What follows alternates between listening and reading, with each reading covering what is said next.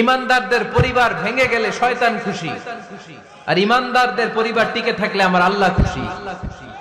আমরা কার খুশি চাই? জোরে বলতে হবে, খুশি চাই কার? শয়তান সব সময় চায় ইমানদারদের ফ্যামিলি ভেঙে দিতে। Always he tries his level best to break down the relationship of a mu'min family. একজন ইমানদারের ফ্যামিলি কি করে ব্রেক ডাউন করে দেয়া যায়? যেন ঝগড়াই করব না আমরা। আপনি ঝগড়া করলে ভাবি যেন ঠান্ডা থাকে, ভাবি ঝগড়া শুরু করলে আপনি ঠান্ডা থাকবেন। ঝগড়া করা যাবে না, কিন্তু ঝগড়া হয়ে যায় ফ্যামিলিতে, এটাকে চেক দিতে হবে। ঝগড়া নিয়ে অনেক মজার মজার গল্প আছে। একটা গল্প দিয়ে আজকে শুরু করি। এক লোক মাহফিল শেষ করে 11টার দিকে বাসায় ফিরেছে। তো বাসায় ঢোকার আগে তার ওয়াইফকে ফোন দিয়েছে। ফোন দিয়ে বলতেছে, এই মাহফিল শেষ, আমি কিন্তু বাসায় চলে